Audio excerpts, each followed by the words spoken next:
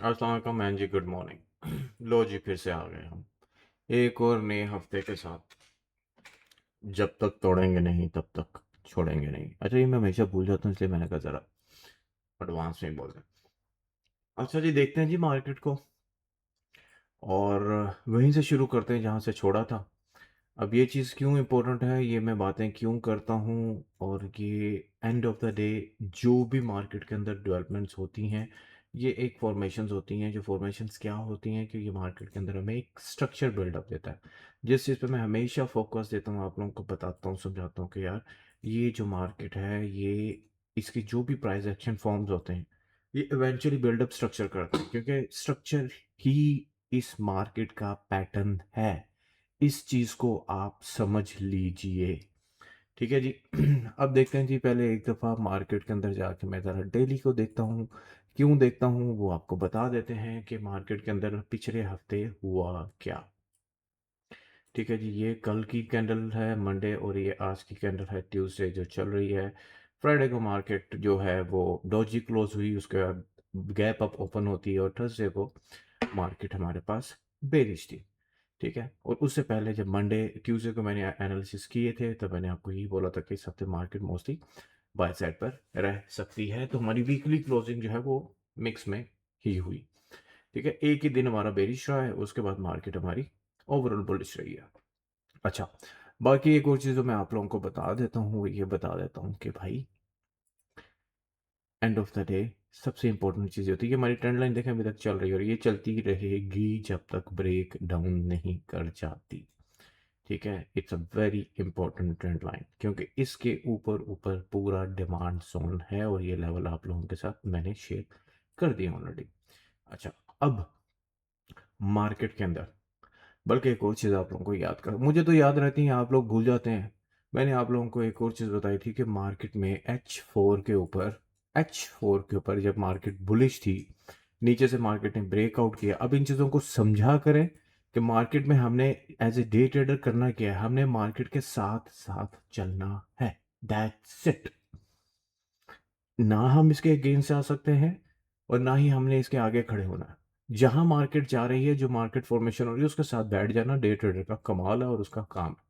ठीक है, अब जैसे यहाँ पर जब ब्रेकआउट हुआ था, इसके बाद हम बुलिश बने थे, और मार्केट ऊपर जा रही थी, जा रही थी, जा रही थी, जा रही थी। ठीक है, फिर मार्केट ने क्या किया, ऊपर जाके यहाँ पर इस सप्लाई एरिया को मार्केट ने टैप किया, और टैप करने के बाद यहाँ पर एक न्यू फॉर्मेशन बनाई। और आप लोगों को याद होगा, आई थिंक वेडनेसडे थर्सडे वाले दिन मैंने जब आपको एनालिसिस किए, तो मैंने आपको बताया था कि मार्केट के अंदर एक बड़ी अच्छी सिचुएशन बनी है। वो ये बनी है कि मार्केट ने एक ऊपर स्ट्रक्चर बनाया और एक नीचे ब्रेकआउट किया।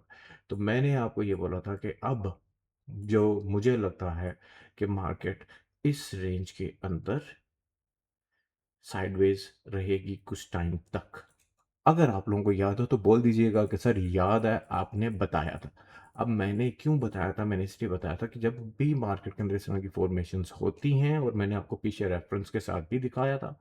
नहीं, अगर आपको याद तो जाके वीडियोस देख लीजिएगा, आई थिंक थर्सडे की वीडियो थी। अच्छा, अब ये देखें, मार्केट ब्यूटीफुली उसको टैप करती है कल फिर, और फिर मार्केट नीचे। आज फिर किस एरिया को टैप कर रही है, इस एरिया को टैप कर रही है।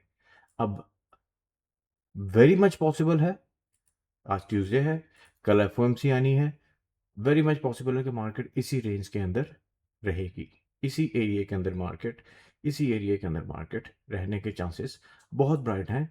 क्योंकि इस एरिया को ब्रेक करने के लिए एक हैवी लिक्विडिटी चाहिए, एक हैवी मूव चाहिए, एक हैवी वॉल्यूम चाहिए, जो एफओएमसी से पहले आना थोड़ा मुश्किल होता है। ठीक है, अनलेस अनटिल के मार्केट में कोई ऐसी मेजर डेवलपमेंट्स हो जाएं, और मार्केट के अंदर कोई ऐसा डेटा या ऐसी कोई न्यूज़ आ जाए जो मार्केट को 360 घुमा दे, तो फिर ये मार्केट में ये सारी चीज़ें हो सकती हैं। ठीक है, end of the day this market is data dependent. ठीक है जी, एफओएमसी आएगी, परसों आएगी, जिसमें थोड़ा सा आपको फीडबैक दे देता हूँ कि एफओएमसी में चांसेस ये हैं कि, मतलब स्पेकुलेशंस आ रही हैं कि शायद फेड इंटरेस्ट रेट बढ़ाए, but I don't think so कि फेड इंटरेस्ट रेट अभी बढ़ाएगा। ठीक है, कम करने के चांसेस तो बहुत कम हो चुके हैं, फिलहाल नहीं हो सकता कम। अगर कम होता है तो गोल्ड विल बी रॉकेट। ठीक है, अब इस चीज़ को समझना कि एफओएमसी के अंदर एक चीज़ होता है इंटरेस्ट रेट का डेटा, और दूसरा चीज़ होती है यार तू तो बंद हो जा। दूसरी चीज़ होती है जो वो बोलता है, जब उसकी स्पीच होती है तो वो उसमें बातें बताता है कि हमारे प्लान क्या हैं, तो उस प्लान को मार्केट फिर रिएक्ट करती है जब उसकी स्पीच चल रही होती है। अब दो चीज़ें होंगी, अगर इंटरेस्ट रेट अनचेंज रहे, अब ये लेवल लगा हुआ है, वहाँ से मार्केट रिएक्ट कर रही है, भाई I can not do anything, मुझे वीडियो कंप्लीट करनी है। अच्छा अगर फेड इंटरेस्ट रेट चेंज नहीं करता, अनचेंज रहते हैं, और वो अपनी स्पीच में ये बोल देता है कि भाई we are considering to hike the interest rate, या कोई इस तरह का पॉजिटिव साइन देता है, तो in that case also gold वापस मजीद नीचे की तरफ जाएगा।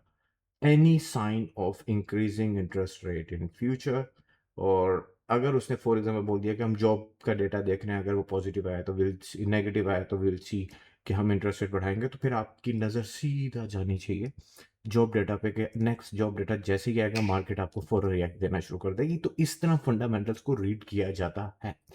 ज़्यादा लंबी वीडियो नहीं करते, आज ट्यूसडे है और लेवल्स आप लोगों के साथ शेयर कर दिए हैं, बना दिए हैं, तोहफा आप लोगों को दे देते हैं। अब ये तोहफा मैंने आपको लास्ट टाइम ही बोला था कि यार इसको थोड़ा सा रिस्पेक्ट दिया करें। जो भी मैं बताता हूँ कि इसके नीचे नीचे अगर मार्केट सेल है तो कोशिश ये किया करें कि इसके आसपास किसी भी सप्लाई में अगर मार्केट रिजेक्शन देती है, इस एरिया पे आती है, जब तक इसको ब्रेक नहीं करती, try to be on sell side. और जो हमारे डिमांड जोन या जो मार्केट में आपको लेवल्स मैंने बाय के लिए दिए होते हैं, वहाँ पर अगर कोई रिजेक्शन आता है तो वहाँ से बाय कर सकते हैं। कहाँ तक कर सकते हैं? अपने रिट्रेसमेंट जोन्स तक कर सकते हैं। जैसे इन दिस केस के अगर मार्केट यहाँ से या थोड़ा और नीचे जाके बाय होती है तो आपका पहला टारगेट कहाँ तक होना चाहिए? आपका यहाँ तक। That's it, that's it. इसको ब्रेक करती है, इसके ऊपर फॉर्मेशन करती है, तो आपका नेक्स्ट टारगेट कहाँ तक होना चाहिए? पिवट तक होना चाहिए। इस तरह मार्केट में स्टेप बाय स्टेप मूव किया जाता है प्रॉफिट के साथ, जिद में नहीं होता। ठीक है जी। तो अगर आप यहाँ से कोई एंट्री लेंगे या लेते हैं या कुछ भी करते हैं, तो आपका काम ये है कि 50 100 200 पिप जो भी आपका स्ट्रक्चर कहीं पे टेस्ट हो रहा है वहाँ पर अपना मैक्सिमम प्रॉफिट टेक करके ब्रेक इवन करके थोड़ी सी चलती है तो वजन वेल एंड गुड। वरना आपका जो ट्रेड प्लान है वो 50 100 पिप्स के अंदर एग्जीक्यूट होकर प्रॉफिट आपके हाथ में आ जाना चाहिए। जो बचता है, जो एक्स्ट्रा आप छोड़ते हो, वो आपका बोनस है। ठीक है। आई होप कि इतना ज्ञान काफ़ी है इस हफ्ते के लिए। बाकी कल इंशाल्लाह दोबारा मुलाकात होगी। आज प्रॉमिस नहीं है, बट 80% इंशाल्लाह I will come live. Live पे डिस्कशन करेंगे, लाइव पे बातें करेंगे, सीखेंगे, समझेंगे, और इस मार्केट को अच्छा कोई सेटअप मिला तो प्ले भी करेंगे। बाकी जो बस इतना ही काफ़ी है ना? चलें जी, दुआ में याद रखिएगा, मिलते हैं, अपना बहुत सारा ख्याल रखें। अल्लाह हाफिज़, बाय, टाटा।